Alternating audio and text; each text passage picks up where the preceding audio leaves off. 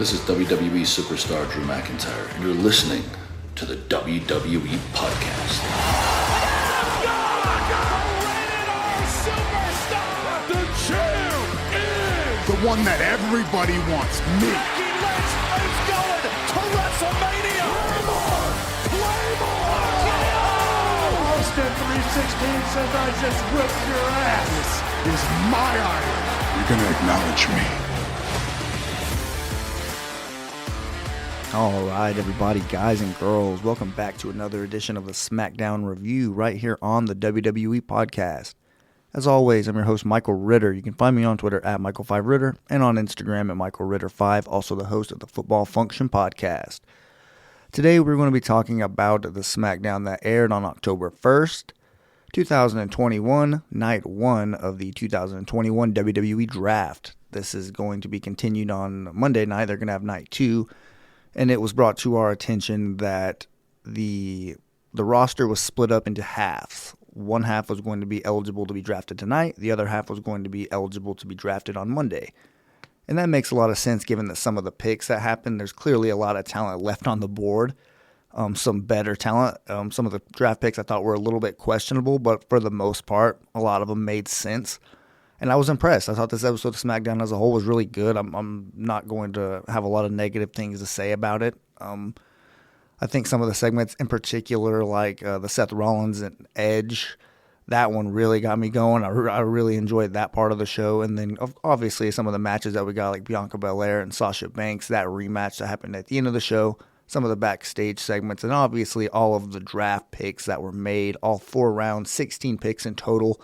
I like how they kind of just went one for one. They didn't do it out of order or at least lopsided, like how they usually give Raw 3 picks and then SmackDown gets 2 per round.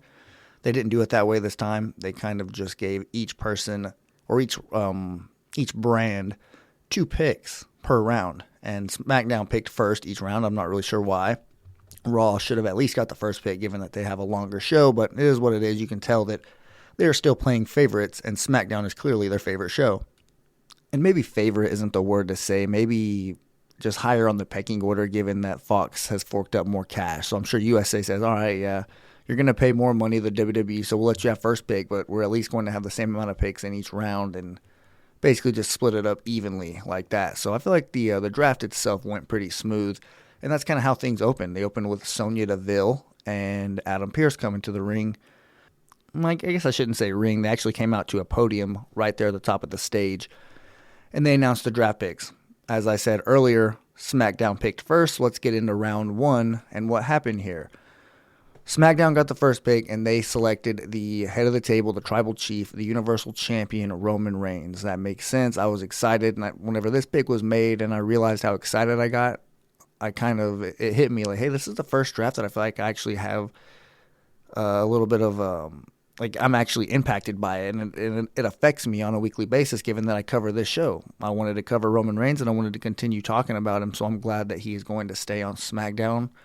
I thought that was going to be just a given, that he was going to stay on SmackDown, but as soon as this pick was made, I realized, okay, they are definitely starting from scratch here. I mean, if Roman Reigns is the first pick, everybody is eligible here, or at least not necessarily everybody was eligible tonight, but you know what I mean. Everybody on the roster in general is going to be drafted at some point to some show. So Raw does the smart thing and takes the WWE Champion with the second overall pick, Big E, to officially have him move over to SmackDown. And before some things happen a little bit later on in the draft, in the next round specifically, at this point I was like, well, there we go. New Day's officially going to be reunited on Monday Night Raw, and we're just going to get another version of that. But that's not the case, luckily. But Big E is officially over there on Monday Night Raw. He's probably going to be part of the main event picture, obviously being the WWE Champion. So he's going to have a pretty big spotlight on him. And I think that's exactly what he needs. We need to see him on a show like Raw, where he's going to have a lot more opportunities given that it's a bigger show. And maybe, obviously, like I just mentioned, being in the main event picture. So he's going to have the opportunities for sure to have some good opponents there. Just seeing how the draft ends up shaking up with SmackDown's second pick, third overall in the draft, they take Charlotte Flair, the Raw Women's Champion. And I just don't understand really why. This is why naming the championships after just the specific brands comes to kind of bite them in the rear. You know, back in the day, or at least back in a previous draft, I think maybe to the 2006 edition, when John Cena was drafted as the WWE champion and then Batista was drafted over to SmackDown as the World Heavyweight champion, they were able to do that pretty smoothly because the championships didn't have a specific name attached to the brand. They were just their own championship. The World Heavyweight and the WWE, it was pretty easy to switch them like that. You can even do the same thing with the United States and Intercontinental. But this happened last year with the tag team championships. I remember, I can't remember who the tag team was. I know one of them was the Street Profits. Maybe the other tag team was the New Day. I should have figured that out or at least looked it up before the show because I told myself I was, but I just forgot. But I remember on an episode of SmackDown, or maybe it was Raw, they switched the championships backstage. I was like, all right, cool. I mean, at least they explained it and they didn't just do it and just kind of expect us to just not really have any questions about what happened there. But I just don't. I mean, if you're going to do this every single year, you gotta do something with those championship names or something like that, or at least switch it up to where champions won't get drafted and you have to switch the championships, because now we have Becky Lynch and Charlotte Flair both on the same show right now. I mean, I fully expect Becky Lynch is going to get drafted to Monday Night Raw on Monday, as well as her husband, Seth Rollins. So I don't expect that both these women and both these championships are going to be on the same show for very much longer, but still, I mean, are they just going to switch? Like, what's going to happen there? I mean, it's just weird. It's kind of confusing. It's kind of sloppy. I don't really like that, and I think that we're probably going to have a little bit more of this type of thing happen for years to come, as long as these championships are named after brands, unless you make the champions ineligible to be drafted, which should have happened in the first place. Then you're going to have situations like this come up. But all in all, I just kind of wanted to get that out of the way and talk about the brand-specific championships. I think this is a great pick.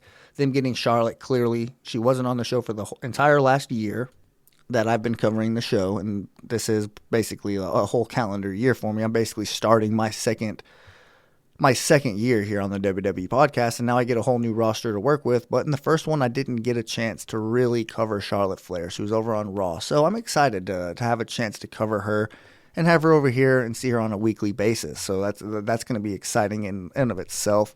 And I think they kind of hit their first two picks out of the park when you look at Roman Reigns and Charlotte Flair as their round one selections. Now, this next pick is where I realized that Becky Lynch, Sasha Banks, probably some other pretty high up in terms of the power rankings, if you want to say that, or the totem pole. I realized that some of those women weren't in this crop of talent that was eligible to be drafted tonight. This is where I realized Becky Lynch, Sasha Banks, and those women were most likely going to be in the Monday, crop of talent that's going to be available on that draft. Because Bianca Belair was selected 4th overall with Raw's second first-round pick.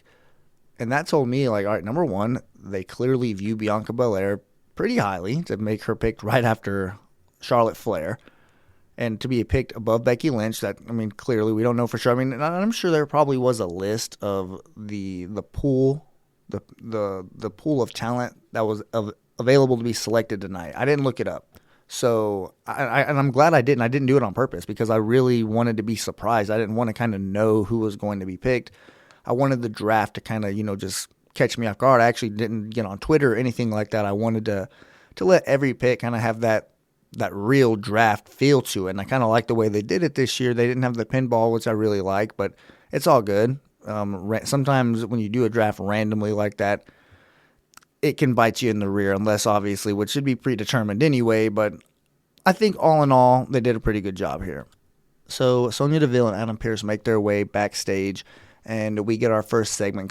So they kind of put a little bit of a pause there in the draft. They take it round by round. We get round 1, and then round 2, round 3, round 4, and just a bunch of segments and wrestling matches in between. So we get our first actual segment of the show here with Roman Reigns and Paul Heyman. They come to the ring, and they cut a little bit of a promo, obviously directed towards Brock Lesnar. Paul Heyman references Roman Reigns, and he calls him the Suplexorcist, which is pretty cool. I think that was a nice little touch by Paul Heyman there, but it didn't last long, and he didn't really have a chance to say much other than they beat the undefeated Demon. The Demon's never really lost, or really specifically, the Demon has never lost until this past Sunday at Extreme Rules whenever Roman Reigns beat him. And and you all know what happened there with the whole, top rope collapse, and I'm not really going to get into that, but Brock Lesnar comes out. The crowd absolutely loses it. He looks just as good as he ever has. Him and Roman Reigns get face-to-face. Punches are thrown, and Roman gets suplexed, as well as both Usos. And then Roman Reigns kind of makes his way out of the ring. And then Brock Lesnar hits the Usos, both of them, with an F5, and kind of just tells Roman Reigns that he's next, and Roman makes his way backstage. And this segment right here, I will say, number one, I noticed in this segment, because it was the first shot of the actual ring, and I noticed it last week too, but I don't think I really said anything about it, and if I did, I know I didn't really make it that big of a deal, but I've noticed that even on Raw, they've used white ropes. And this is kind of a little bit of an annoying thing to me because I like the red and the blue rope specifically for each show. And I know it's kind of like nitpicking. Some of you might not care. Like, what are you talking about? Or some of you might prefer the white ropes because it's not like they look bad. But, I mean, and I do understand like on a pay-per-view, like Extreme Rules or one of the co-branded pay-per-views have white ropes. I understand that. Although I would still prefer black, kind of like back in the day they used to have black ropes for SummerSlam, Survivor Series, WrestleMania, the Royal Rumble. Anytime they had like a co-branded pay-per-view, black was the ropes that they would go. So whenever I came back to start watching wrestling and white ropes was the norm and what they were using on every show, I was like, wait, what the heck's going on here? This is kind of weird. But eventually they switched back to the red and the blue. NXT had yellow. And I'm a fan of that. I like the specific color of the ropes. It kind of fits the show. It lets you know, and the lights in the background like shining on the crowd are usually the same color of the brand. And I've always been a fan of that because I'm a huge fan of the brand split and making things feel like its own separate world. So the white ropes kind of jumped out to me. But about this segment itself, I feel like it was one of the best ways you could start the show, getting Brock Lesnar coming out, him and Roman Reigns having a physical altercation. And Brock Lesnar was actually selling for Roman Reigns whenever Roman Reigns was hitting him with his punches and his kicks to the midsection. As I was watching it, I was kind of like, man, Brock Lesnar's actually selling. He's making Roman Reigns look good here. And that's something that Brock Lesnar, I mean, he did the same thing with Drew McIntyre back in their program. So Brock's getting to that point in his career where he knows his role. You know, no pun intended, obviously, with The Rock, but he knows his role. And he knows that he's a veteran. He's an extremely high-profile, highly respected talent. Anytime that you can get over and, you know, look like you're kicking Brock Lesnar's ass, you're going to obviously most likely get put over with the fans. So shout out to Brock Lesnar for doing that for Roman Reigns there. But it's official. I mean, this match, we've already know this match is going to be it's going to take place at Crown Jewel. So most of us, some of you might be able to watch it live. I'm not going to be able to. I'll probably have to catch a recap of it. But because of this match in particular, and there's some other interesting matches on the card, the Women's Championship was officially announced for Crown Jewel. Despite Bianca Belair getting drafted to Raw, she's still going to have a chance to have a match against Becky Lynch. Now, who knows? Like I said, Becky Lynch likely getting drafted over to Raw. So this match could have a little bit of implications there in terms of like if there's some type of, you know, false finish or some type of like disqualification or somebody winning by cheating. Like if Becky Lynch cheats Bianca Belair out again, she has a leg to stand on in promos going forward on Raw. We can continue this Becky Lynch, Bianca Belair thing on Raw. That'd be pretty cool, and it'd give you a reason to tune in to Monday Night Raw. So I like that idea and what they have going on there. But that was kind of getting off topic whenever I was just announcing the Crown Jewel matches. So just getting back to what happened here in this segment, I really liked it. I feel like, obviously, like I said, it was a great way to start the show. Having this happen with the Seth Rollins stuff, which we'll get to, and then every round kind of in between, it was an entertaining show, and it was an entertaining episode of SmackDown. It flew by. It was one of those shows you wish would have kept going. You didn't feel tired of watching towards the end. You're like, man, I wish there was a couple more rounds here, or we'd get another segment. But it was just all in all, I feel like it was a great show. So shout out to the SmackDown creative and all the superstars / wrestlers, probably what I should have said, just for putting on a hell of a show here. But let's see. Continuing on here, we get Kevin Owens versus Happy Corbin. And Happy Corbin comes out with not Riddick Moss, but Madcap Moss. And this this caught me off guard, like, because I was watching it with my roommate, and he said, wait, who's this guy? And I said Riddick Moss before I heard them mention Madcap Moss. So whenever they said that, I was like, wait, never mind. I mean, it's one of those times where they changed his name just out of the blue. So clearly this guy is a new character, and he's dressed really nice, kind of similar to Corbin. And as far as the pairing between Corbin and Madcap Moss goes, I'm not going to, completely rule it out yet. I'm going to let it breathe. I want to see what happens because Corbin's kind of good at adapting to his gimmicks and whatever he's doing. So maybe having a guy like Madcap Moss there as his heavy who got involved tonight. I mean, he had a match with Kevin Owens and Baron Corbin hit 2 end of days, one outside of the ring and one inside of the ring, and ended up picking up the win. But he's already getting assistance from this guy, and he's winning. And he's winning outside of the ring as well. Clearly, financially, he's back on track, and he's doing things. And I'm not sure because they called this end of days clearly his finishing move, but Michael Cole kind of referenced or maybe I should call this the Happy Days or something like that, just kind of tied to the new Happy Corbin character. So maybe a name change there in his move. I mean, Madcap Moss just got a new name, so clearly they'll change the name of a finishing move any day of the week. So I wouldn't be surprised there if Corbin gets a new name for his finishing move. But let's continue on here in the show because there is some interesting things here. But speaking of Corbin, like I mentioned, adapting to his characters, remember his King Corbin character? Well, right after this match, they show the commercial or the highlight, the video package of the King of the Ring and the Queen's Crown tournaments that are going to begin next Friday, which is the season premiere episode of SmackDown. Kind of cool that it's kind of timed at the exact same time as like my second year here on the WWE podcast is starting. That's kind of just a side note that I think is cool, but it doesn't really matter at this point. All I really took away from this is that the tournaments are going to start.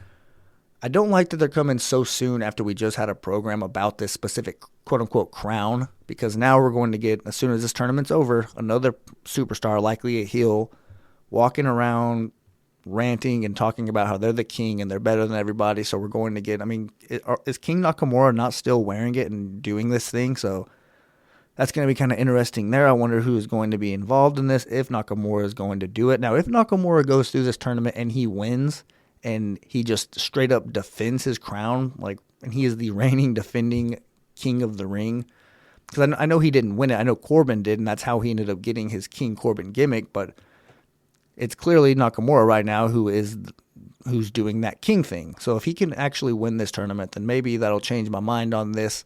But I just feel like, as far as timing, I don't think the timing is right because of how soon they've been mentioning a quote-unquote crown with the whole Baron Corbin thing. I don't want to repeat myself, but you guys get what I'm trying to say. Is I feel like if you'd have done this a little bit later, then it would have meant a little bit more.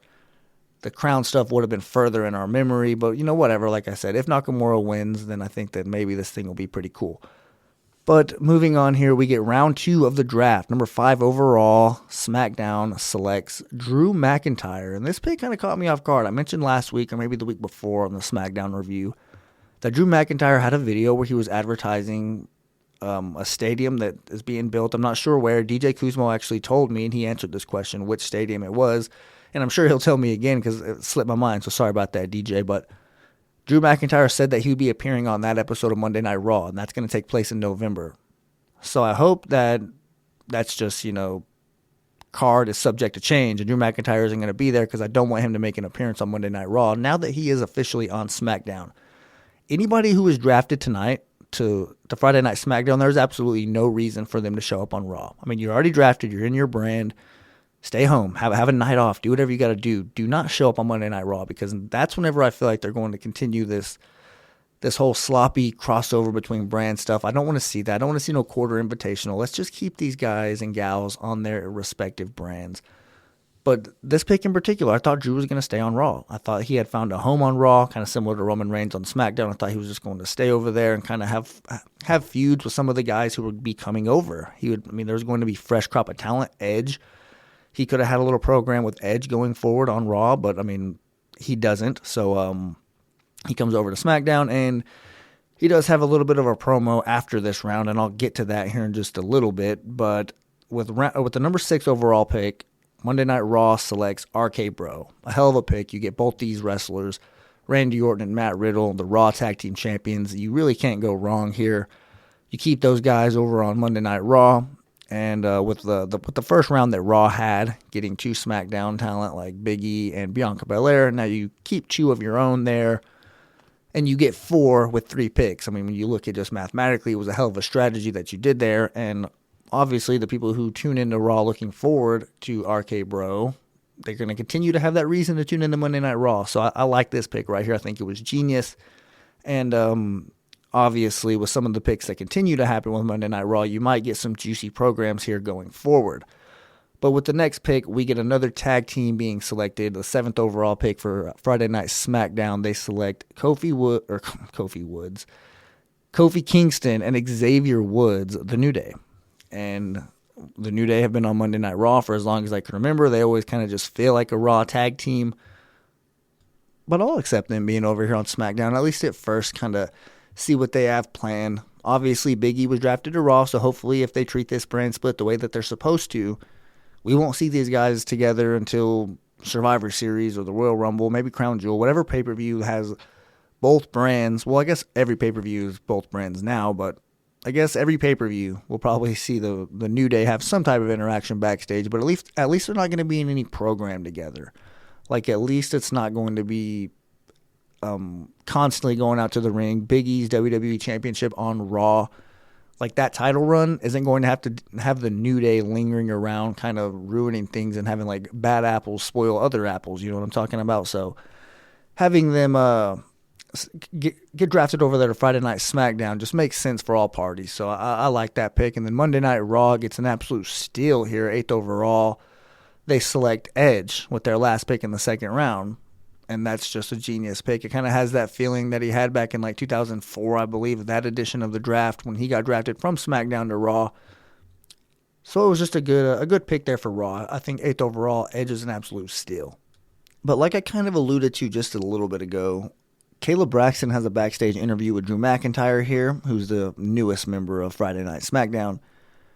And he talks about the past, present, and future, and he claims that he has, quote-unquote, unfinished business on SmackDown after things didn't work out during his first stint in WWE, obviously. We all know the story, him being labeled as the chosen one by Vince McMahon, and just not living up to that hype, and ultimately getting released by the company, coming back, blossoming into this main event superstar that we see now. He comes back to SmackDown, and he gets another shot. So he's excited about that. But during this promo, he immediately mentions the Universal Championship. So get ready for that. I'm not sure when. Maybe around the same time that we got Roman Reigns and Drew McIntyre last year. Maybe as soon as this Brock Lesnar stuff's over, Roman Reigns will be freed up, and he has an opportunity to get this program out of the way here with Drew McIntyre. Maybe the last program that we see with Roman Reigns before The Rock. Who knows? It's something that you could definitely get excited about. But either way, Drew McIntyre is a pretty good addition to Friday Night SmackDown. I didn't see it coming. I thought he would definitely stay on Monday Night Raw, but I'm happy to have him over here. He's one of my favorites.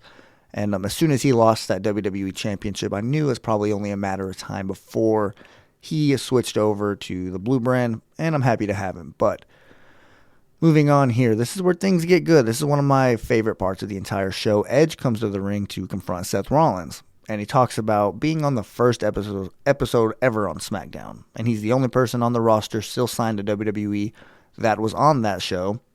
And how SmackDown has always felt like his home. But as the crowd, he mentions getting drafted to Raw, the crowd kind of starts to boo. And he says, no, there's no reason to be sad. I'm excited about the prospects of going over to Monday Night Raw, all the superstars that I'm going to get to work with. I mean, he's genuinely happy to get a chance to go over there to Monday Night Raw. And you can understand why. There's a lot of talent for him, a lot of fresh faces, a lot of new rivalries that he hasn't had a chance to work with yet. And he kind of just feels like a Raw superstar at this point in his career. And this might be where we get that heel version of Edge. Keep in mind, 2004, whenever he was drafted over to Raw, we hadn't seen that heel version of Edge just yet. He didn't turn heel until he was on Raw whenever he got paired up with Lita. You know the whole story there. So we can see this version of Edge kind of happen during his tenure and this next year when he'll be on Monday Night Raw. So I'm excited about that. But he comes out to the ring. I mean, clearly it was labeled as he's coming to the ring to confront Seth Rollins. So he does just that. He calls out Seth and basically tells him to come to the ring and say what he's been saying during his promos over the past couple of weeks. And he says that he wants Edge to say certain things, like say that he isn't Edge light and that he just is a superior athlete than Edge, that being Seth Rollins. Pretty much, he wants him to say certain things, and Edge is telling him to come to the ring and make him say that. But we see Seth Rollins pop up on the Jumbotron. He's not at SmackDown. You kind of see that he's in front of somebody's house. You don't really know where it is. And they don't zoom out for a little bit. They kind of leave you wondering there. And if you paid attention last week and you kind of just started putting some pieces together, you probably realized, oh, man, he's there at Edge's house. And that's kind of what happened with me. You see that he is right there at Edge's front door as soon as they zoom out a little bit. And then Edge realizes, or not Edge, Seth Rollins, he realizes that the door isn't even locked. He goes inside on his own, makes himself at home by going through the fridge and kind of just snooping around Edge's house. He starts drinking orange juice straight from the bottle and like puts his feet on Edge's kitchen table and then starts to insult his daughter's artwork, which I thought was a little bit funny. Obviously, you don't want to make fun of, like little kid stuff, but that was like kind of like one of the segments in this whole thing that would have made you laugh. It's kind of just unnecessary, and you see Seth just being this badass heel. I loved this segment right here from Seth. I was locked in the whole time, and I was just invested, and I knew that this was probably going to be the best part of the entire show, and I feel like it really was, and that says a lot. Because this is a draft. This is like right up my alley. I love whenever they do this. And for this to still take the cake as the best segment of the entire show, not even to mention the main event that we get, definitely says a lot. So shout out to Seth Rollins because he really was the MVP of this segment here. But he continues his stroll around the house and like he's eating an apple, which he eventually just throws on the ground half eaten. And that's whenever the camera kind of leaves. Seth Rollins says that he could stay there all night. And then the cameras go back to the arena there in Baltimore where Edge was, and he's on the phone with Beth Phoenix, and he tells her, do not go home no matter what. I don't care about the groceries, anything like that. Go somewhere else. Just do not go home. I think this is good stuff. I really enjoyed this segment. I think it's going to be touched on again on Monday night, and we're clearly going to see this be developed further. I think both Seth Rollins and Becky Lynch are going to be members of Monday Night Raw after the second night of the draft on Monday. We just got to kind of wait and see. But overall, in terms of this Edge and Seth Rollins thing, some people might be ready for it to be over, and I don't know why you would be, but because, number one, it hasn't really been going on very long. And number two, they're doing it the right way in terms of not only their mic work, but the things they're doing, like trying to make it more and more personal than what it was. Like, Edge was literally getting his house invaded by Seth Rollins. And you could just see him. He literally left the ring as soon as he saw where he was. He left the ring. He went backstage. He started frantically calling people to make sure that either people would go check up on his house or he can get a hold of his wife and make sure that she knows not to show up there. So they did a good job of making you want to see more. That's the thing. You're interested now. Despite how many matches they've had, what they've done in this program, you're interested to see what they do going forward because they're just taking steps further and making things more and more personal. So this is something that I really like that they're doing with two guys who excel in these type of like grudge matches and these blood feuds. And Edge specifically, you know that this is really where, this is right in his ballpark. Like this is where he's in his most comfortable habitat, is whenever he can just unleash that crazy lunatic version of himself. And I'm excited to see it. I know that we're going to get a hell of a spear. We're probably going to get a hell of a promo from him on Monday night now that he's officially a member of the Monday Night Raw roster. So that's something you could look forward to if you're a Raw fan. But continuing on here, we get Carmella versus Liv Morgan. But it really didn't even happen. I mean, the match literally, the bell never rung. Carmella tells her that she's not going to give her any more opportunities to hurt her face. So she puts on like a rubber mask.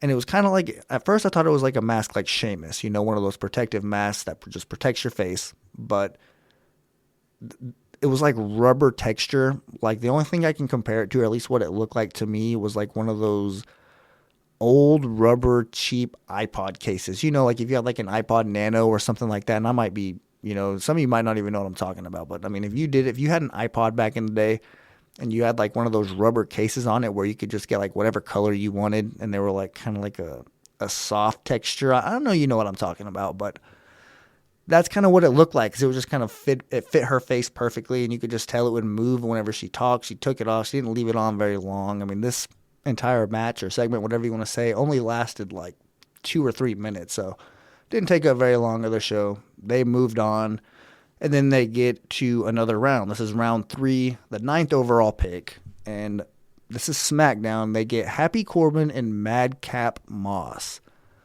and I like this just strictly for the stuff that we're going to get from Pat McAfee. He's going to be absolutely roasting Baron Corbin on a weekly basis. He actually says that this was a bad pick, like right there on air, and Michael Cole had to correct him and say that he thought it was a good pick. So it was funny there that Pat McAfee is just clearly, despite being a heel on the commentary table. I mean, he defends the heels when they come out and they're like guest on commentary.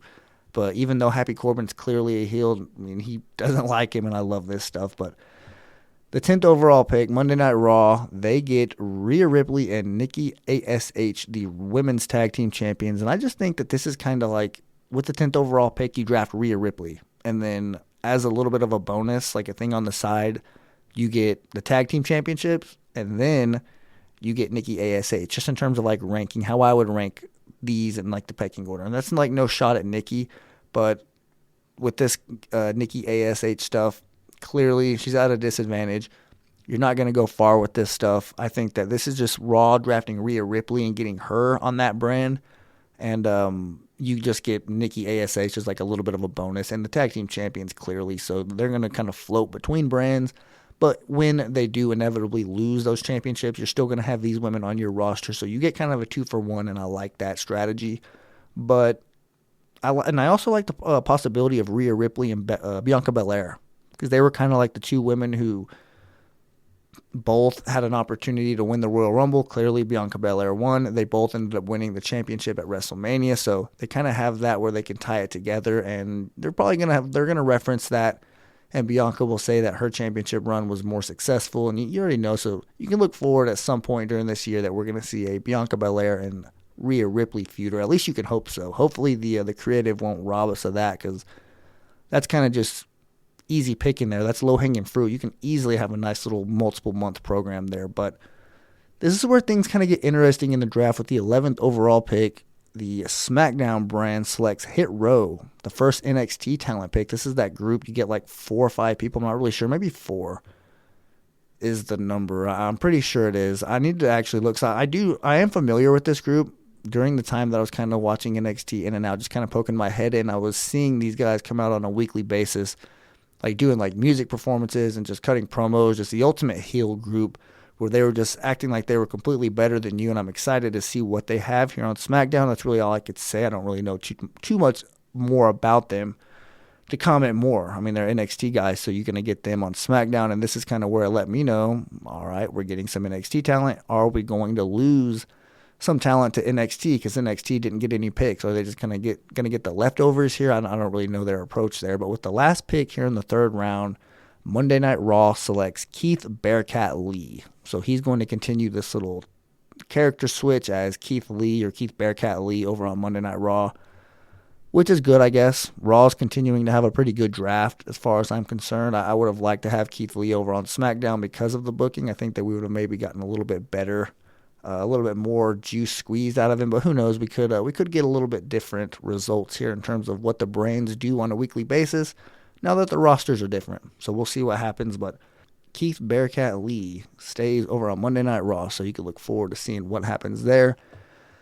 But continuing on here, we get another match. This is an 8-man tag match between New Day and the Street Profits versus Alpha Academy and the Dirty Dogs, Dolph Ziggler and Robert Roode. And this is like a really fast-paced match. It took 10 minutes, so it seemed like it was like a longer match than that because there was so much going on. Like they jam-packed like a 15 to 20-minute match worth of moves into a 10-minute time span. So it was a nice, entertaining, high-flying, fast-paced match. And lasted about 10 minutes. Xavier Woods pinned Robert Roode.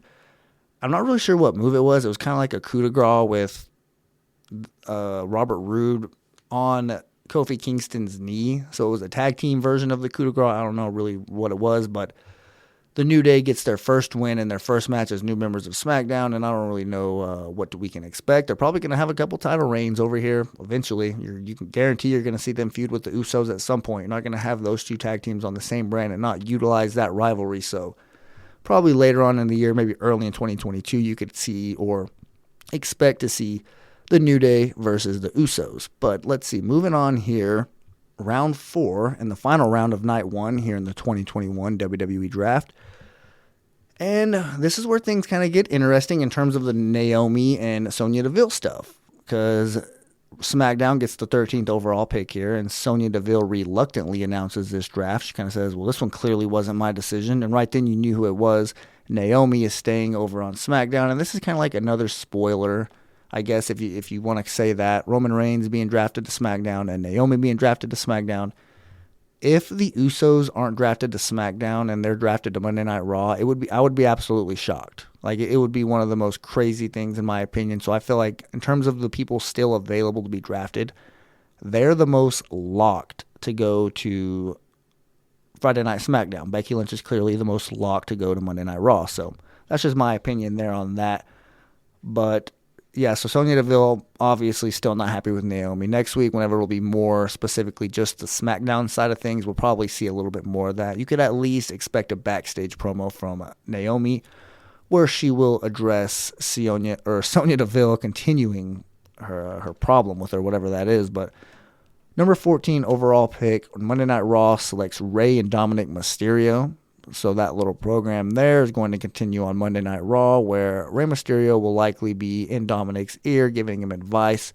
We'll see what happens with Sami Zayn. If he stays over on SmackDown, maybe goes over to Monday Night Raw, and they kind of just move that program over there. You can kind of expect some of that to happen, just given that some of the rosters are going to be the same, just maybe on a different show. So you can expect that maybe they're going to kind of just float here and let programs kind of just flood over onto the other brand. I really wouldn't be surprised. I hope and pray that if Seth Rollins gets drafted over the Monday Night Raw, that we don't see a Mysterios and Seth Rollins interaction. Just do whatever you have to do to keep that off the table, because we really do not want to see that. But right here, SmackDown's last pick, number 15 overall, Jeff Hardy. I love this one. He doesn't really have a chance to address it. You think you're going to get an interview there. At least that's what it's advertised. Kayla Braxton's supposed to interview him, but that kind of gets crashed. We'll talk about that in just a second. But Monday Night Raw with the 16th overall pick, the last pick of the draft tonight, we get Austin Theory, the member of The Way from the NXT roster. So, he's had a run on Monday Night Raw before. He's already had a match at WrestleMania. He was part of the group with Zelina Vega and Angel Garza and Andrade. So we've seen him on the main roster before, and he's talented. I've said before, I'm not sure if I've said it on this show, but he kind of reminds me a little bit of John Cena, just in terms of like his build at this young age and what he kind of brings to the table. And that might be a little bit of a stretch. I'm not saying that he's going to reach the heights that John Cena reached, obviously. I don't think you can really compare John Cena to anybody in that regard, but just in terms of stature and skill set, you could see Austin Theory, if he can and he's not bad on the mic either. He has some charisma and some personality to him as well. So Raw's getting a nice young talent here. Hopefully they can develop him. I mean, they brought him up again. If you bring him up once and you take him back down to NXT and you bring him back up, you likely think that he's ready. I mean, you wouldn't bring him back up if you're going to bring him down in the first place. So that's all the draft picks that we get tonight. 16 total picks, 4 rounds. Each brand had 8 picks, so we're going to likely see, I don't know whether there's 4 rounds. I bet we're going to get at least 6 to 8 rounds on Monday Night Raw. That extra hour, we'll probably get a lot more just jam-packed. They kind of spread it out, and each pick was announced. You'll likely see there'll be a couple rounds where they'll just show the pick. Like, they won't go out there and announce it officially. They'll just show you, well, this is who was picked in this round during the commercial break or something like that. So some people are going to kind of get the short end of the stick there, but, I mean, that's kind of what happens when you have a 3-hour show. They're going to try to jam-pack all these rounds and get all these wrestlers drafted to specific brands. But like I said, Kayla Braxton was supposed to interview Jeff Hardy backstage, and Jeff kind of says that he's excited to be over on SmackDown, but about 3 seconds later, the interview's over because Brock Lesnar comes in and he takes over, and he conducts his own segment here where he basically just says, or he takes the mic, and he confirms that he's a free agent because of his good friend, Paul Heyman. And because of that, he can do whatever he wants, and he drops the mic. So basically, he's telling you that he can float and go whatever brand he wants, and he's likely not going to get drafted. And if he does, it'll probably be to Raw on Monday night, but I'm not really sure what we could expect with Brock Lesnar. I'm not really going to include him. I know he did sign a deal, and he's going to be around here for the near future, but, I mean, so he has to be on some brand. But I think that was kind of them making it clear that they're not going to let him get drafted. I think they're going to focus the draft picks on the mainstays on the roster and the guys who are going to be featured on a weekly basis, not kind of just show up in and out. And, it makes sense. Brock Lesnar's only going to show up here and there. He's definitely not going to be here every week. So it makes sense to draft people. If you're building a brand and a roster, you want to get people who are going to be there every week. So I think that's a good idea.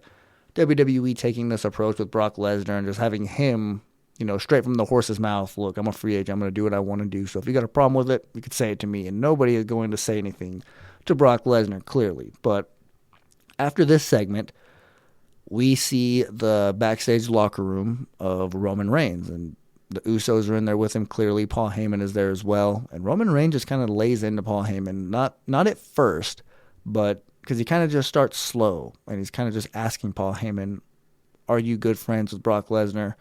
And then he asks, "Are you good friends with me?" And I mean, this is kind of just, Paul Heyman is just clearly uncomfortable. I think he actually kind of starts crying here because Roman Reigns looks away and kind of looks at the Usos, and then he looks back at Paul Heyman and screams at him, and it catches him off guard. Like, this is something that like a dad would do to like his son if his son did something really bad, or like his child in general. Just if somebody like broke a rule and the father was getting on to his child and he was trying to like really scare him to prove his point or something like that, you could see this kind of being the thing. But Paul Heyman kind of just shivers away, and it was just a little funny thing here. Paul Heyman is like, he's a method actor. Like, he can cry on spot, I bet, like on command. He can tell himself to cry, and he can actually do it, and that's pretty cool. I mean, just to have that talent just pull out in your back pocket, because I mean, unless Paul Heyman was so scared that he couldn't help but maybe shed a tear after Roman Reigns screamed at him, I don't know, but he does tell Roman Reigns, he tells Paul Heyman to go to Monday Night Raw and guarantee that the Usos are drafted to SmackDown, because that's what he said. He said earlier in the segment right here, Roman Reigns asked him, "Are we good? Do you consider me a good friend?" And he says, "Well, why weren't the Usos drafted to SmackDown tonight?" And then Paul Heyman says, "Well, they're going to be drafted to SmackDown on Monday night. You know, it was all negotiated back behind the scenes between corporate executives, blah, blah, blah, blah, blah." And that's whenever Roman Reigns interrupts him and yells at him. So he says that they're going to get drafted on Monday night. Roman Reigns tells Paul Heyman, "You go to Raw to make sure that happens." And then he makes him leave the locker room. And the Usos are still sitting right there. Roman Reigns tells them to follow Paul Heyman to Monday Night Raw and make sure that he makes sure that they get drafted to SmackDown. And if it doesn't happen, to leave Paul Heyman there for dead. I mean, you take that for what it's worth, whatever you think that means. I don't know, because this is kind of up that Goldberg alley that he mentioned last week with Bobby Lashley saying, "I'm going to kill you." They're kind of getting a little bit crazy here in WWE and mentioning death a lot. So I don't really know what you could take from that, but maybe they'll attack him, do a little bit of a backstage attack Paul Heyman. Brock Lesnar shows up, maybe he comes to the rescue, and that's how we get Paul Heyman just switching over and starting to be in Brock Lesnar's corner. I don't know. That could obviously just be speculation. That's not going to happen, because if you ask me, Paul Heyman was clearly saying that he's in Roman Reigns' corner tonight whenever he was just begging him to trust him and saying, "I'm the wise man," this and that. So this is juicy. This is interesting stuff. It's how they open the show. It's not how they close the show, but it does have a nice, interesting segment there towards the end. So I'm interested, and I'm clearly going to watch Monday Night Raw to see, number one, what happens with this, and then number two, who all gets drafted. Like I said, there's still a lot of talent left there to be picked, so SmackDown's going to have a lot more additions come over the next few days. But the last thing we have to talk about here is the main event between Sasha Banks and Bianca Belair. Obviously, a rematch of their WrestleMania 37 main event where they got match of the night. They won an ESPY. It was clearly a historic match for multiple reasons. And anytime these two women are going to lock up, you're likely going to have that match referenced. I mean, these two are tied together at the hip in terms of history, so they're going to have this moment to kind of look back on for years and years to come. So as long as they're on the same brand, which they might not be on the same brand going forward, depends on what happened with Sasha Banks. Clearly, Bianca's a member of Raw now, so this was her last match on SmackDown. And just really quickly, want to give a shout-out to Bianca Belair for the year that she's had. It was back in October whenever I went out, quote-unquote, on a limb and called it in October that Bianca Belair was going to win the Royal Rumble, and she did just that. And for the past calendar year, she's kind of lived up to that hype, and she's only gotten better, and she's delivered. She's shown up. I mean, she's been here, and she's done her thing. She's gotten better on the mic. She's more believable as a champion. I know she's not a champion anymore, but whenever she is inevitably going to win that championship again, it's probably going to be better than her first run, because now she has experience, and she's going to be more not, I guess whenever somebody's new, they say green. You know, she's more green on the roster now that she's new. Well, now that she has all the experience, she's not going to be green. So she's going to be a veteran out there, a seasoned vet. So I think that the Monday Night Raw version of Bianca Belair might end up being better than the SmackDown version of Bianca Belair. And I hope so, because that means that she's still doing her thing and she's in that main event picture. But as this was her last match on SmackDown, it was a pretty good one. Her and Sasha Banks definitely delivered. Sasha had some new gear where it was kind of like one of her legs was covered up and definitely like more clothes than the other one. I don't think it's going to stick. Sometimes you see wrestlers bring out new gear all the time, and sometimes it sticks, sometimes it doesn't. I don't expect this to stick. It's just not her style. I mean, it looked good, and it's hard for anything to not look good on Sasha Banks, but just I like her other gear a little bit better. I think that maybe it allows her to move more. She's more aerodynamic whenever she's wearing that just her regular gear, and I don't want to, seem like I'm just saying that because it's more revealing, because, I really don't care about that when it comes to Sasha. It just looked weird. It's like Triple H whenever he had his gear back in the day, and he randomly came out with they weren't like compression shorts, but he just came out with gear that went down to his knees. There was black spandex. I'm not sure. I'm sure some of you know what I'm talking about. It didn't matter what gear he wore, but for whatever reason, I'm not sure when, but there was a 2-month period in 2003 or 2004 where Triple H came out and he was wearing compression shorts. It was weird. So I don't think anytime you see somebody who's worn one type of gear for such a long time, anytime they try to do something different, sometimes it works, like I said, but I don't think this particular gear with Sasha Banks is going to stick around. But talking about this match, like I said, it was a great match. Becky Lynch comes out. She's on commentary. She's doing a badass job on commentary, entertaining as hell, and she eventually gets involved like you would expect because things kind of spill over outside of the ring, gets close to her. She has a reason to kind of get involved, and then she pulls Bianca Belair's hair and gets kind of her distracted to where Sasha Banks can hit a roll-up and do a bridge-style pin and gets the win. So Bianca Belair loses her last match on SmackDown, which is kind of unfortunate, but Sasha Banks gets the win. Hopefully she can maybe stick around here on SmackDown. I really hope that. I really hope that happens. But like I said, Becky Lynch kind of screwing over Bianca Belair kind of tells me that Becky, like I said, is a lock to get drafted to Raw. Bianca's already over on Raw waiting for her. So we're going to see this program be the one that continues over there, and hopefully we will get another good match from these two women, maybe with a good finish, because their match at SummerSlam, their quote-unquote match at SummerSlam, only 26 seconds. Their match at Extreme Rules didn't have a good finish because Sasha Banks interfered. So we're still waiting for that good, clean finish match between these two, and I think we're going to get it. We're obviously still going to get this triple threat match, but if they're on the same brand, if Becky Lynch and Bianca Belair are both members of Raw, then you could expect these two to definitely have a match at that next pay-per-view after Crown Jewel, and I think that just makes too much sense not to do it. But that should just about do it for me here on the SmackDown review. Like I said, a great episode of SmackDown. I'm excited for Raw. I'm excited to see night 2 of this draft, to see who gets drafted where, what these rosters are going to officially look like, and to get some more of this Edge stuff, probably get a little bit more of this Paul Heyman stuff. I think Raw is going to be entertaining. Goldberg's been advertised that he's going to be there, so if that's your stuff, then maybe you'll be excited there. I don't know. Brock Lesnar says he can do what he wants, so maybe he shows up too. There's a lot of reasons to be excited, as well as, the early things that's going to happen there on the draft. So definitely tune into that. Tune into all the other shows that are going to be happening here on the WWE podcast throughout the week. A lot of entertaining stuff, and you'll be glad you did. Also tune into the Football Function podcast. If you like football, I will definitely appreciate it if you did. But with all that being said, I hope you guys all have a fantastic weekend. Walk passionately in the direction of your dreams, and I'll talk to you soon.